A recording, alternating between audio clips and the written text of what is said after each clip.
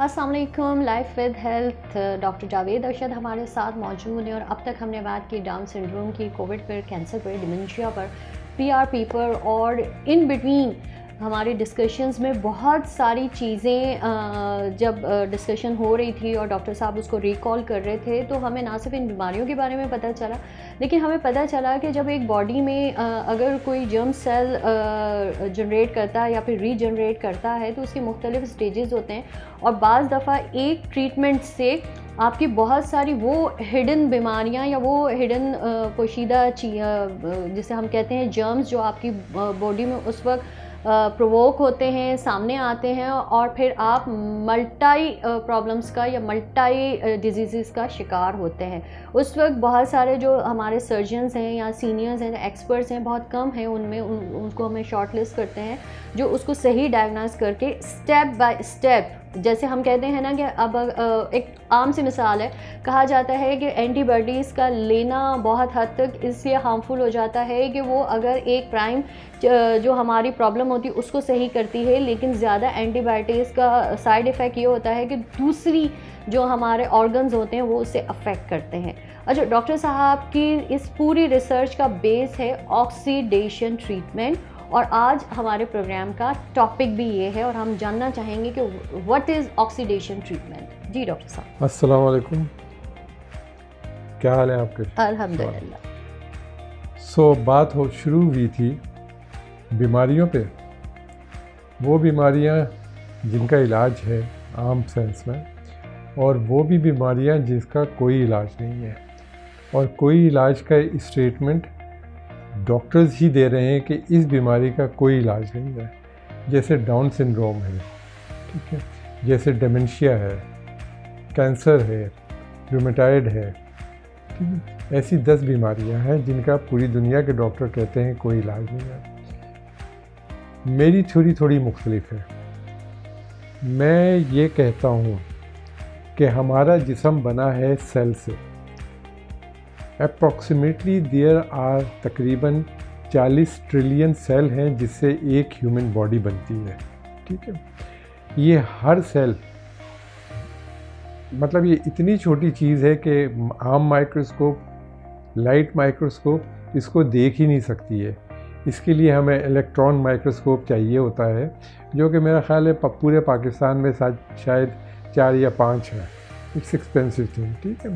ये किसी भी चीज़ को 1 मिलियन टाइप बड़ा करके या 10 लाख गुना बड़ा करके दिखाती है, उससे हम सेल्स को विजुलाइज करते हैं, ठीक।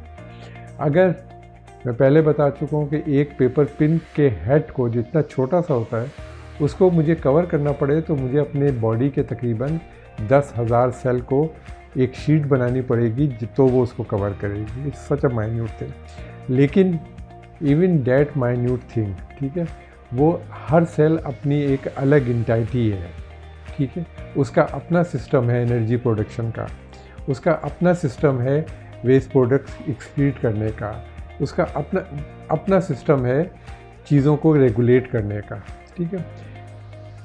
कुछ प्रॉब्लम होती हैं जिसकी वजह से ये सेल प्रॉब्लम में जाते हैं।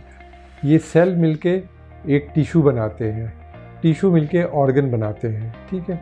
अब वो सेल किसी एक टिश्यू के अगर गड़बड़ होंगे तो वो टिश्यू ख़राब होगा, उससे रिलेटेड बीमारी को हम एक नया नाम दे देंगे, एक नए तरीके से उसकी इन्वेस्टिगेशन करेंगे, एक अलग तरीके से उसका इलाज करेंगे। उसके लिए हमने बहुत हाई फाई मशीनें भी बना ली हैं।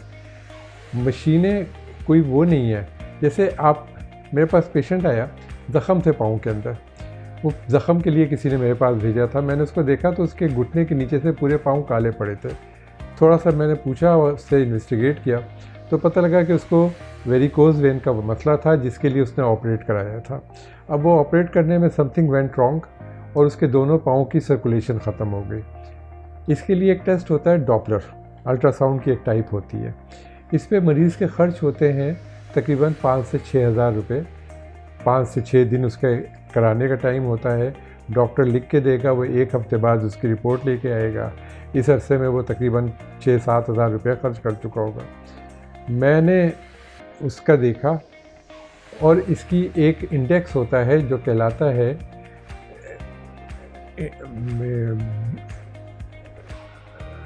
ABI, ankle brachial index. आप ब्लड प्रेशर कफ लो, उसका एंकल के लिए स्पेशल कफ आता है, आप उसी वक्त बैठ के बग़ैर एक पैसा खर्च किए हुए आप उसके टेस्ट कर सकते हो। आइडियली ABI जो होता है 1.2 होता है, 1 से 1.2, ठीक है। मेरे पास ये पेशेंट आया, उसका मैंने चेक किया उसी वक्त 0.89 था, ठीक है, इतना ख़राब। 0.95 से नीचे कोई भी चीज़ हो वो बताती है कि जी आपकी पेरिफेरल सर्कुलेशन ख़राब हो चुकी है। उसने मुझसे पूछा, ज़ीशान नाम था पेशेंट का।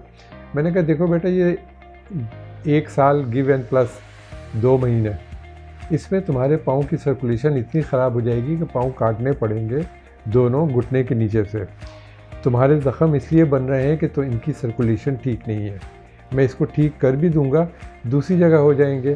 तो जो बेसिक तुम्हें अपना काम करवाना है वही सर्कुलेशन ठीक करवानी है। पॉइंट इज़ दिस कि मैं डॉक्टर कराता, पेशेंट के दिन खर्च होते, मैंने वहीं पे बैठे बैठे एक पैसा खर्च किए बगैर कर दिया। हमने बहुत सी मशीनें ऐसी बना ली हैं कि जिस पे मरीज़ का टाइम, पैसा सब बहुत खर्च होता है। आप उसको दूसरे तरीके से भी इवेलुएट कर सकते हो। आप कोई इम्पॉर्टेंट चीज़ ये है, जैसे ब्रेस्ट कैंसर है, ब्रेस्ट कैंसर होता है तो अगर वो ग्लैंडुलर टिश्यू में हो तो उसकी एक अलग प्रेजेंटेशन होती है, कनेक्टिव टिश्यू के अंदर हो उसकी एक अलग प्रेजेंटेशन होती है। हमने उसको अलग अलग नाम दिए हुए हैं, हमने उसके अलग अलग टेस्ट बनाए हुए हैं, हमने उसके अलग अलग ऑपरेशन बनाए हुए हैं, हमने उसकी अलग अलग कीमोथेरेपी बनाई हुई है, हमने उसकी अलग अलग रेडियोथेरेपी बनाई हुई है। Eight the end of the day I could guarantee you, किसी भी कैंसर, ब्रेस्ट कैंसर की औरत खातून का पता करो, 90% वो जो ठीक हो जाती हैं, ऑपरेशन, कीमोथेरेपी, रेडियोथेरेपी सब करवा चुकी होती हैं, और होता है कि नी जी you are now cancer free. लेकिन 4 साल बाद फिर पता लगता है कि कैंसर बढ़ रहा है, ठीक है, और दिस टाइम वो कैंसर इतना नोटोरियस होता है कि 1-1.5 साल के अंदर जान चली जाती है। वो इसलिए भी 90% जो होते हैं पेशेंट, मैं खाली ब्रेस्ट कैंसर की बात कर रहा हूँ, वो अल्टीमेटली दे डाई। आपका बेसिक चीज़ ठीक ही नहीं होती है। बेसिक चीज़, एक किताब है, मेडिकल के लोग अगर मुझे सुन रहे हो, ठीक है, तो उनको पता होगा, पैथोलॉजी की बहुत मशहूर है, ठीक है। 4था चैप्टर है ट्यूमर का, उसमें पहला जुमला ये लिखा है कि a tumour is an undifferentiated uncontrolled division of a normal cell. 1 से 2, 2 से 4, 4 से 8 नहीं हो रहा है, 1 से 8, 8 से 24, 24 से 64, इस तरह की डिवीज़न है। लेकिन पॉइंट ये है कि बेसिक गड़बड़ जो है वो सेल की है। वो सेल जिस टिश्यू का होगा उसकी एक अलग प्रेजेंटेशन देगा। आप सेल को ठीक करो, ठीक है। मेरा काम जो है, मैं बेसिकली PhD मेरा साइटोलॉजी के अंदर है, मेरा बेसिक काम यही है, मैं सेल को ठीक। इस वक्त भी मेरे पास पेशेंट हैं जिनको मैं ट्रीटमेंट कर रहा हूँ, और कल मैंने उनकी 5th सेशन किया था। उनके हार्ट के वॉल्व की प्रॉब्लम थी, उसके लिए एक ओपन हार्ट सर्जरी करवा चुकी हैं, रिप्लेसमेंट करवा चुकी हैं। उनके फिर भी फेफड़े में पानी आता था, सांस फूलती थी, सुनने की प्रॉब्लम थी, जिस्म में 10 बीमारियां और थी। कल वो मेरे पास आई थी 5वें सेशन के लिए, तो 4 सेशन का रिज़ल्ट लेके आई थी।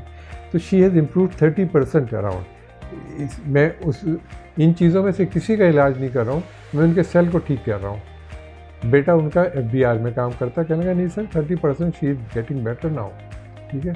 आप बेसिक चीज़ को ठीक करो। कितने अरसे में, कितने सेशंस में शी रिकवर फ्रॉम 30%? 10 डेज। अच्छा, गुड।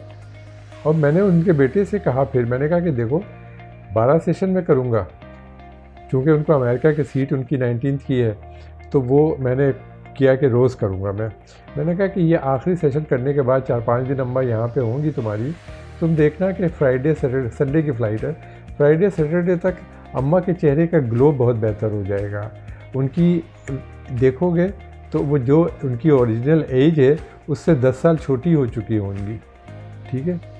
ये जो वो लोग चेहरे की ब्यूटिफिकेशन और उसके लिए जाते हैं, ये सब कुछ सब बकवास है। बोटॉक्स तो बेसिकली टॉक्सिन है, बोtulinum टॉक्सिन से मिलके बोटॉक्स। अरे डॉक्टर साहब होते हैं कि जैसे इस तरह की अगर आपने फर्स्ट ट्रीटमेंट ली 6 महीने बाद आपने दोबारा करनी, अच्छा वो डिस्टॉर्ट हो जाते हैं फीचर सारे, इसलिए कि ये टॉक्सिन है, ठीक है। टॉक्सिन जो है वो जाएगा फाइब्रोसिस करेगा, ठीक है।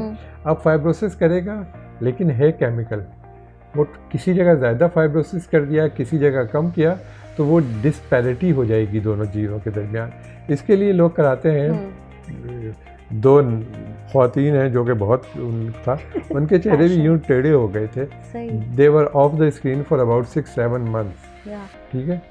चेहरे की बदसूरती अलग, जो 6 महीने में कमाती उससे कहीं ज़्यादा उनका नुकसान हो गया। वो शोबिस के लोगों के साथ तो मसला ये कि उनको स्क्रीन में आना है और उन्होंने अपनी फीचर्स को उतने ही अट्रैक्टिव रखते हैं, लेकिन रीज़न ये है कि यस अब जो इतने अरसे से करवा रहे हैं और अब वो जब स्क्रीन पर भी आ रहे हैं ना, तो उनके चेहरों पे वो रौनक नहीं है, वो ब्यूटी नहीं है, इसलिए कि ये चीज़ आप नेचुरल चीज़ के अगेंस्ट जा रहे हैं। जो काम अल्लाह का है वो आप उसमें टांग मत अड़ाइए।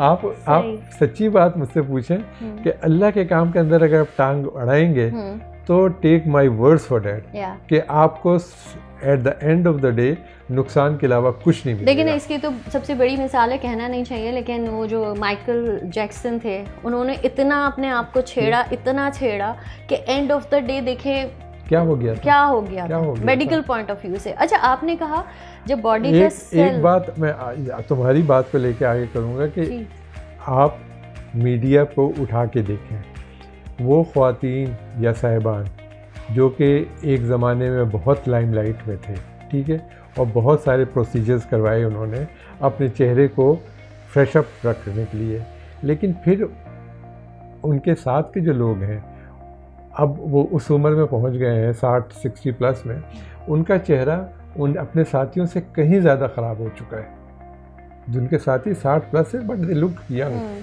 ठीक है, वो तो बिल्कुल झुर्रियाँ, इसलिए कि आपने कुदरत के काम में छेड़छाड़ की है। सही, ठीक है, सही है।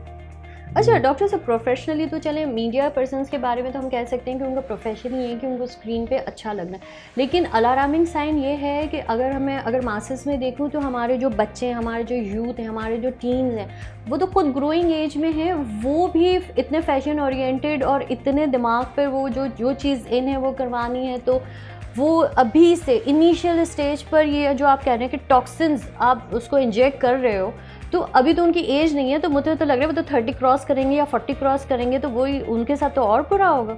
बात ये है, मैंने शायद पिछले किसी प्रोग्राम में कहा था कि हम लोग अब रेवेन्यू जनरेटेड माइंड के वाले हैं, ठीक है। आपकी ये जो लोग जो बिज़नेस इसका चला रहे हैं वो इसको बहुत अच्छा प्रमोट करते हैं, दिखाते हैं कि बस ये चीज़ है, तो ये तो बिल्कुल आपकी शक्ल और दुनिया बदल गई है, ठीक है। एक जूते की शॉप में जाए जिसमें सामने सजाए हुए होंगे खाली खुले में, और एक साथ की शॉप है जिसमें बड़ा अच्छा शूकेस बनाया है, उसके जूते कहीं ज़्यादा आपको इंस्पायर करेंगे, इसलिए कि उसमें शीशे की ग्लो आ रही है। लोगों के साथ भी शीशे की ग्लो आ रही है, प्रेजेंस अच्छी होगी तो लोग अट्रैक्ट हो रहे हैं, अट्रैक्ट होते हैं, लेकिन पता नहीं हो। दूसरी बात यह है कि आपने उस बच्चे को साल भर की उम्र से मोबाइल का आदी बना दिया है, तो वो तो मोबाइल में जो चीज़ आ रहा है उसी से अट्रैक्ट होगा ना। सही, लेकिन ना शुक्रिया ना, अगर किसी के स्ट्रेट बाल हैं तो उसने कर्ल्स कराने, किसी के कर्ल्स हैं तो स्ट्रेट कराने, किसी के लिप्स थिन है तो उन्हें थिक करवाने, किसी के थिक है तो वो थिन करवाने, तो इट्स लाइक कि जो अल्लाह ताला ने हमें दिया है वी आर ब्लेस्ड, लेकिन हमको वो चाहिए जो नहीं है। एक इश्तहार बहुत आता है बालों का, ठीक है, मुझे कर्ल बॉल पसंद है, मेरी शख्सियत होती है, ठीक है। ये जिन्होंने कर्ल मशीन बनाई है और जिन्होंने वो शैम्पू बनाए हैं, ये उनका बिजनेस प्रमोशन टैक्टिक्स है, ठीक है। हाँ। अल्लाह ताला ने आपको अशरफुल मखलूक़ात बनाया है, ठीक है, जानवर नहीं है आप। अशरफुल मखलूक़ात इसीलिए बनाया है कि अपना दिमाग यूज़ करो, अपने लिए तरीके करो, लेकिन अपने दिमाग के साथ, जानवरों की तरह नहीं। सही है। अच्छा, जानवर में भी फिर भी हमसे शायद बेहतर अकल है कि कुदरत ने उनको जो मेडिकेशन बताई है वो उसी को फॉलो करते हैं। और मेरा एक सवाल है, फिर हम एंड की तरफ जाएंगे, लेकिन इसका पार्ट आगे हम कंटिन्यू करें, अपनी डिस्कशन को ज़रूर कंटिन्यू करेंगे, लेकिन मजबूरी हमारी टाइमिंग्स की होती है। डॉक्टर साहब, जैसे आपने शुरू में कहा सेल डैमेज होता है तो वो टिश्यू को अफेक्ट करता है, और टिश्यू किसी भी ऑर्गन का हो सकता है, लेकिन जैसे मैंने शुरू में कहा था कि बाज़ दफ़ा पहले होता था हमारे ग्रैंड पेरेंट्स के ज़माने में कि एक इंसान एक ही बीमारी का जिक्र करता था, लेकिन आज के दौर में अगर किसी को बीपी है तो वो डायबिटिक भी है, अगर कोई हार्ट पेशेंट है तो उसको लिवर का भी प्रॉब्लम है, और वो सिर्फ इसलिए कि वो जो एक पर्टिकुलर इलाज करवा रहा था उसके इलाज में, उसके मेडिकेशन में, उसकी ट्रीटमेंट में ही जो दूसरे ऑर्गन्स थे वो अफेक्ट हो रहे थे, और फिर वो बहुत सारी बीमारियों का गढ़ हो जाता है। इसकी एक एग्जांपल आपको दूंगा एक साहब की, अगर आपके पास टाइम है तो 5 मिनट्स, ठीक है। एक पेशेंट है, जानने वाले हैं मेरे, मैंने कोई 1-1.5 साल 2 साल पहले सुना कि उनको पैनक्रियास का कोई प्रॉब्लम है, ठीक है। फिर अब मेरी मुलाकात हुई, मैंने ऐसे ही पूछा उनसे कि क्या हाल है आपके, कहेंगे डॉक्टर साहब बहुत बुरे हाल है। मैंने क्या, कहेंगे डॉक्टर साहब 5 स्टंट में कॉमन बिल्डक्ट में डलवा चुका हूँ। मैंने कहा कौन सा गधा डॉक्टर था जिसने 5 स्टंट डाले हैं? 2 स्टंट से ज़्यादा किताब मना करती है। अगर 2 स्टंट में ठीक नहीं हो रहा है तो इसका मतलब है कि आपकी बिल्डक्ट में कोई ऐसी प्रॉब्लम है जो जहाँ तक स्टंट पड़ता है उसके बाद ख़राब होना शुरू हो जाता है। तो उसका इलाज लंबे से लंबे स्टंट डालना नहीं है, उस प्रॉब्लम को ठीक करना है। फिर मैंने उनसे कहा कि आपकी बीमारी के 4 पहलू हैं, कहें तो बता दो। कहने के बताइए डॉक्टर साहब। मैंने कहा कि पहली बात, पहलू तो बता दिया है। दूसरा पहलू ये है कि आपके ये जो बीमारी है इससे आपके जो रतूबत बन रही है हज़म करने के लिए खाने की पैनक्रियाज में और लीवर में, वो नहीं नीचे तक जा सकेगी, इसलिए कि वो स्ट्रक्चर बन जाएंगे। ये दूसरा पहलू है। तीसरा पहलू ये है कि वो जब रतूबत उसमें नहीं जा सकेगी आंत में तो वो पाइलअप होगी पीछे। लीवर बड़े साइज़ का, उसके पाइलअप होने में वो बर्दाश्त कर लेता है, पैनक्रियाज छोटा है, ठीक है। तो ये जब पाइलअप होगा तो ये, क्योंकि ये प्रोटीन को खाने वाले एंजाइम्स हैं जो बनाता है, तो वो पैनक्रियाज भी प्रोटीन से बना हुआ है, वो उसको खाना शुरू कर देगा। अच्छा, उल्टा, सही, ठीक है, सही। खाने के बजाय उसको जहाँ जगह मिल रही है उसको कर रहा है। ये तीसरा पहलू है। चौथा पहलू बताऊँ? कहेंगे जी बताएं। मैंने कहा चौथा पहलू ये है कि जब इसको खाएगा जो पैनक्रियाज को, तो इसमें अल्टीमेटली 2 से साल में ये पैनक्रेटाइटिस हो जाएगा। जो आप कह रहे हैं कि आपके दर्द होता है वो सीधी कमर तक होता है, तो वो सीधी जो पिंचिंग टाइप का स्ट्रेट पेन है वो बता रहा है कि पैनक्रियाज इन्वॉल्व हो चुका है आपका, ठीक है। मतलब उन्होंने पैनक्रियाज खाना शुरू कर दिया है। मैंने कहा अब सबसे, जो मैंने नहीं कहा था 4 पहलू कहते कहें तो 5वां पहलू भी बता दूं। कहेंगे जी डॉक्टर साहब। मैंने कहा कि 5वां पहलू ये है कि 1 से 2 साल में ये जो पैनक्रियाटाइटिस खा रहा है आपका, ये कैंसर में कन्वर्ट होगा, और कैंसर जो है पैनक्रियाज का वो 4 से 5 साल तक की ज़्यादा की ज़िंदगी नहीं होती। तो मेरे हिसाब से 5 से 7 साल की ज़िंदगी है आपकी, ठीक है। ये आपकी बात का जवाब है कि एक कॉमन बिल्डक्ट के स्ट्रक्चर थे, वो डॉक्टर साहब को चूँकि स्टंट डाल के पैसे मिल रहे हैं तो एक के बाद दूसरा स्टंट डाले चले जा रहे हैं, ये सोचे बगैर कि इसके आफ्टर मैथ क्या होंगे। वो चीज़ को ले जाके लिवर की हेपेटाइटिस सीवियर टाइप का और पैनक्रियाटिक कैंसर की तरफ लेके चले जा रहे हैं। उनको एहसास भी नहीं डॉक्टर साहब को कि वो मरीज़ के साथ कितना बुरा कर रहे हैं। सही। और इसी इन द एंड मैं ये कहूँगी कि आज के इस ईपी में हमें एक डॉक्टर साहब से एक इन्फॉर्मेशन ये मिली कि जितने भी हार्ट पेशेंट्स हैं और जिनके स्टंट डल चुके हैं, डॉक्टर साहब खुद कह रहे हैं कि बुक में है कि अगर किसी पेशेंट के 2 स्टंट लग चुके हैं तो तीसरे स्टंट पे कोई भी सर्जन नहीं जाएगा अगर वो वाकई में अपने प्रोफेशन से सिंसियर है। फिर बाईपास का ऑप्शन है। लेकिन जिनका इन्होंने जिक्र किया वो आई डोंट नो वो कौन थे, उन पर तो लीगल आई थिंक केस होना चाहिए। उन्होंने उनके 5 स्टंट डाले हैं। Thank you so much doctor साहब। ऑक्सीडेशन ट्रीटमेंट को हम ज़रूर कंटिन्यू करेंगे फ्रेंड्स, लेकिन अगले प्रोग्राम में।